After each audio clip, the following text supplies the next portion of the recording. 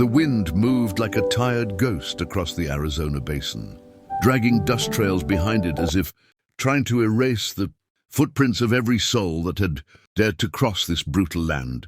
And among those souls was the shy farmer Eli Merrick, a quiet man whose shoulders carried the weight of unspoken dreams, and whose eyes had learned to lower themselves to avoid trouble in a world that respected only fire fists and loud men with louder guns. Eli was out tending his small patch of wilting corn when he first saw the shadow, longer, wider, heavier than any rider or settler could cast, and when she stepped into the light, he nearly dropped the bucket in his hands, for before him stood Tala, the giant Apache girl, taller than any man he had ever met, broad-shouldered and powerful, her braided hair swinging down her back like ropes carved from midnight, her copper skin glowing beneath the sun, and her dark eyes holding something sharp and wounded all at once. And she looked at him as though she had been searching through all the dust and silence of the West just to find someone who wouldn't run from her. Eli had heard stories of Apache warriors, swift, fierce, terrifying, but Tala was something the stories never captured, a presence that commanded not fear but awe, the kind that made a man feel suddenly aware of the smallness of his farm, his life, even his heartbeat.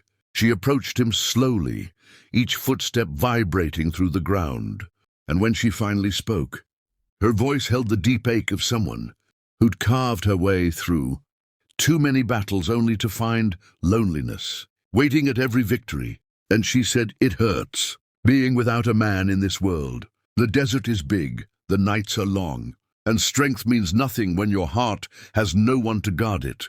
And Eli felt something inside him shift, like a door unlatched in a house that hadn't been entered in years, because here was a woman whose every breath seemed carved from courage. Yet her words trembled with the same emptiness he felt during those winter evenings when the wind crept beneath his cabin door, whispering reminders that no one waited for him, no one called his name, no one needed his quiet tenderness. As the sun dipped behind the ridges, Tala told him of the tribe that disapproved of her gentleness, the warriors who mocked her for wanting affection rather than conquest, the men who saw her as a weapon instead of a woman. And Eli, in his soft, shy voice, explained how the townsfolk dismissed him, called him weak, forgettable, too timid for ranch life, too small-spoken for the rough frontier.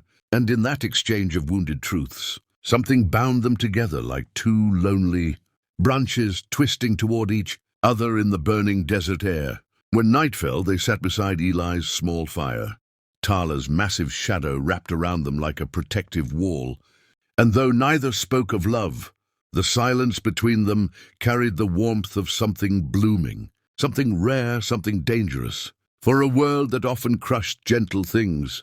Before she returned to the hills, Tala placed her huge hand on his shoulder and said, "I will come back, farmer."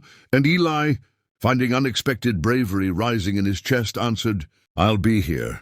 And as she disappeared into the moonlit canyon, he felt the first spark of destiny flicker inside him, a spark that whispered that the West had finally given him something worth fighting for.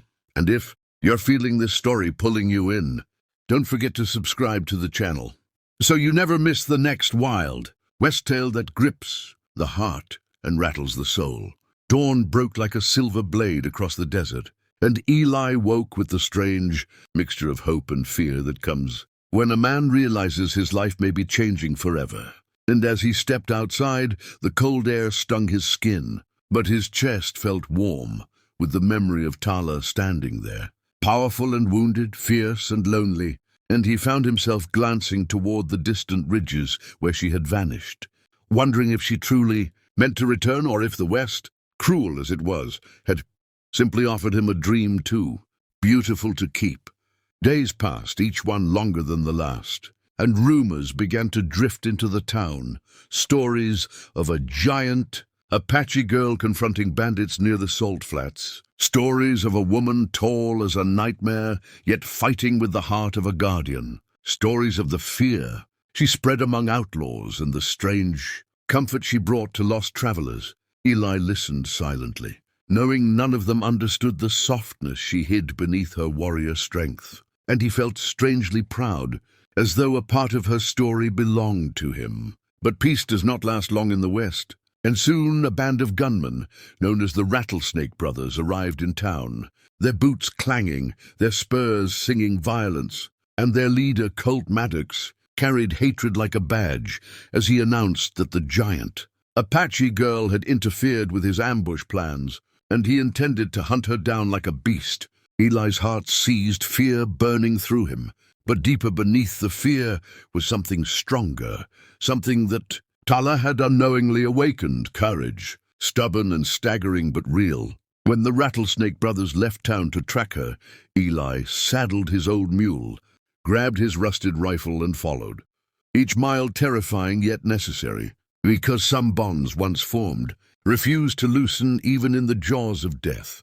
In the shadow of Red Boulder Pass, Eli found Tala cornered by the gunmen, their weapons drawn, their taunts echoing off the canyon walls, and she stood ready to fight despite the wounds on her arms and the exhaustion in her stance. But her eyes widened when she saw the shy farmer emerge from behind the rocks, trembling yet resolute, and she whispered his name like a question she never expected to be answered.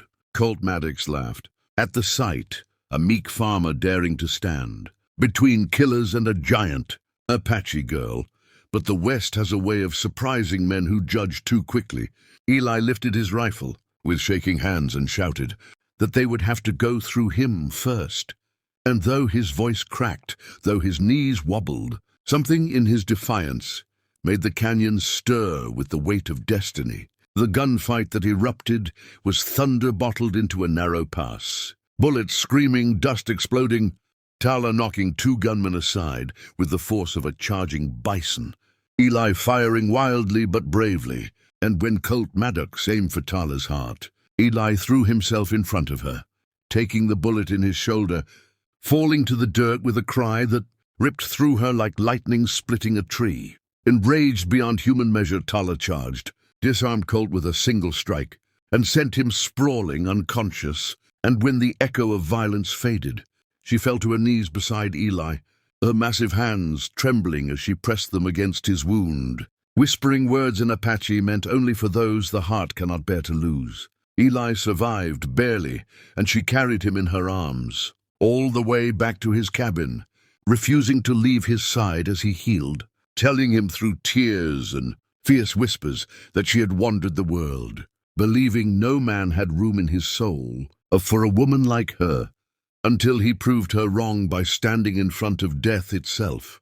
By the time Eli regained his strength, they were bound not by loneliness, but by loyalty, by fire, by a tenderness that no frontier cruelty could break. And as the sun set behind the hills, painting the land gold and blood red, Tala finally spoke the words she once feared. "You are the man I choose." And Eli, touching her hand with a gentleness that steadied giants, answered, "And I choose you," sealing a bond that would be whispered in Western camps for generations.